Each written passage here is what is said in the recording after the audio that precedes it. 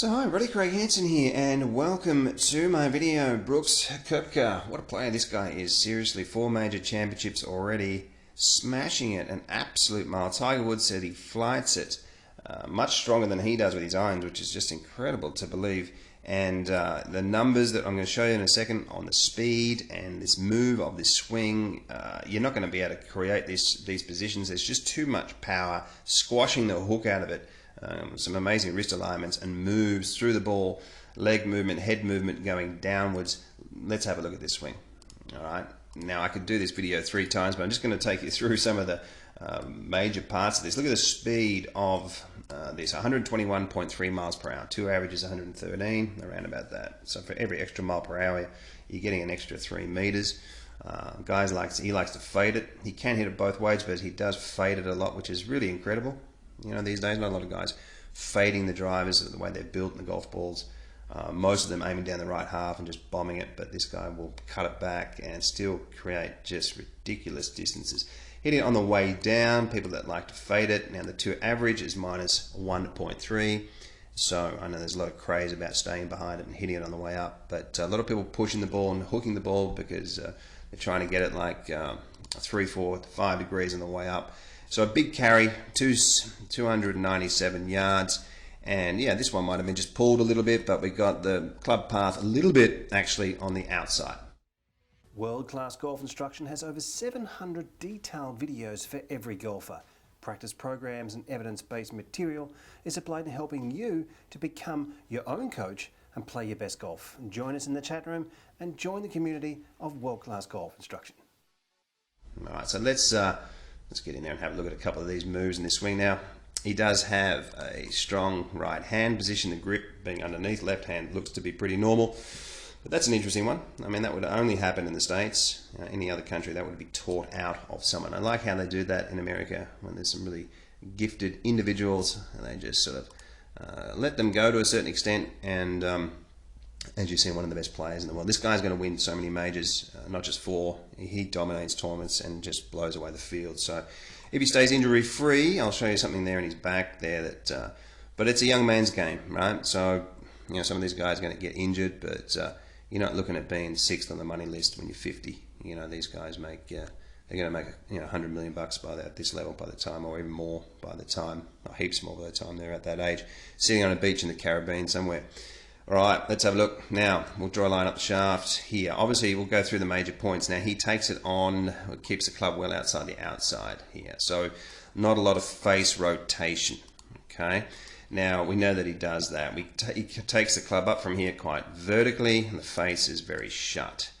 Now, his head's going to move down a lot in this swing. At the top of the swing, the lead wrist will move into flexion or slightly bowed. Huge angle in the back of this wrist, pointing down at the ball. Now that is, if you had flat shoulders, that would be so shut, that club face.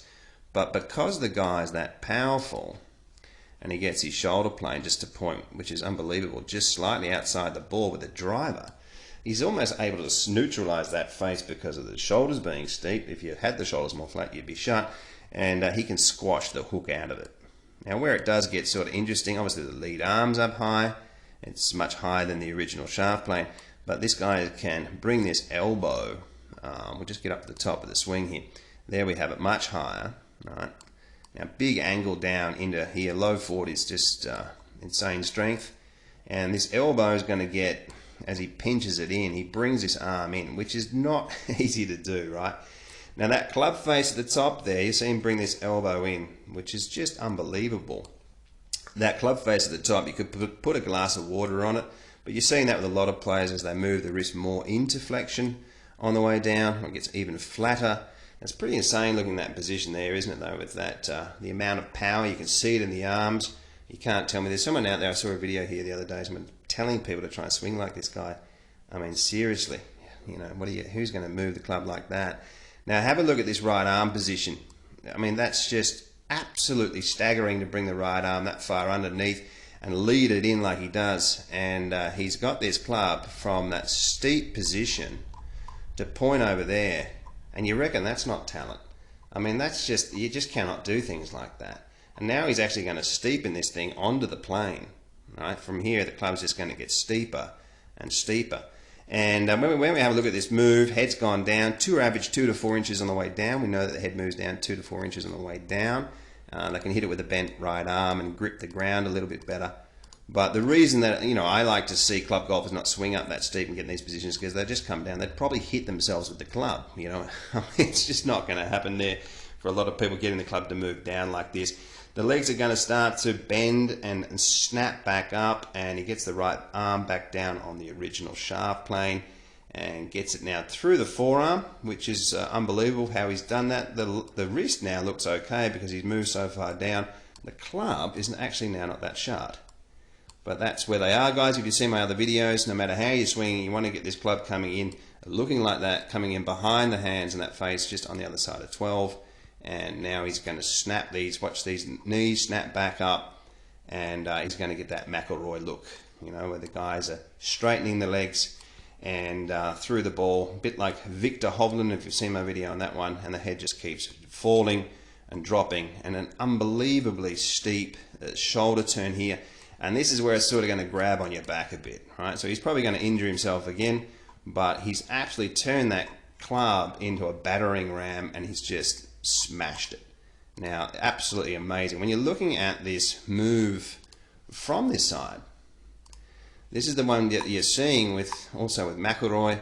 You're going to see the knees bend and snap. Not something I recommend you do because it's very disruptive if you haven't got it in there naturally. But not a whole bunch of difference when you're looking at the movement on that side. Now, from this front view, guys, this is something I want to share with you. All right, because this is an interesting setup, and it's something that I've been doing a lot with a lot of the people that I'm teaching. This lead leg, right, it's not really done a lot with this position here. We've got 78 degrees. Some of the best drivers of the ball in the world is Adam Scott. They're getting very, very similar numbers here. All right, so we've got Adam Scott here, 79 degrees, and it's almost like the left foot is way out in front of them. Right? So have a look at McIlroy. It's also perhaps or arguably the best driver of the ball in the world. A similar position here. So if your apps and your phones, this is something that we're showing on World Class Golf Instruction, and we've got 700 videos on that platform. Join the community, join it's chat room.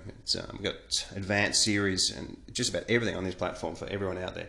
And people are actually loving it.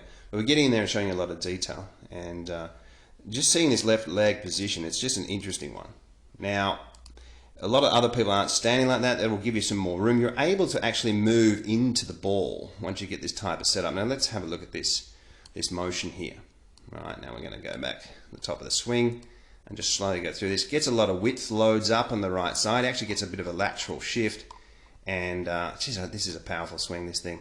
All right, he's got the ball well forwards. Obviously the camera position is not that great, but the ball's still up forwards. Lots of width here. And you're going to see him just drive forwards with the head and the hip. Huge lateral shift. And look how he brings, look at the lag, look at that elbow. I mean, that's got to be one of the best moves out there in regards to how this elbow comes in. It's just so pure, just huge strength and angle, and absolutely flogged it through the golf ball. Now, it is an interesting move. When Tiger Woods mentions the compression that he has, and when we're looking at that, you can see the amount of lag. This is a long iron, right? And this guy's got huge amount of speed, and he moves with a long iron laterally into the golf ball. And look at the angle that he creates. Look at that elbow, how far that comes down, how it's bent and comes in. I mean, it really is a phenomenal golf swing. And one of the things I love about it is one of the things I find interesting is when we're looking at the position through the ball, it does actually remind me a little bit here. Just look at this compression here. He just turns this thing and just crash. Look at that compression line. Look at that shaft. And look at that left wrist flat and the right wrist bowed. Have a look at this position here. I mean, that is just, it doesn't get much better. It's like Fleetwood. But when you get into this sort of position here, it does actually remind me of Lee Westwood, who's sort of one of the best iron players, or one of the best ball strikers of the last sort of 20 years. And it's not dissimilar. But what an amazing swing. And obviously, you know, when you were looking at these incredible athletes and the way that they play, you've got to enjoy it, and there's just some of these swings that the normal public or some of us, we can't obviously emulate. So guys, hope you enjoyed the video. As I said, check out World Class and Golf Instruction. If you're looking for online lessons, check out CraigHansonGolf.com, and we'll see you next time.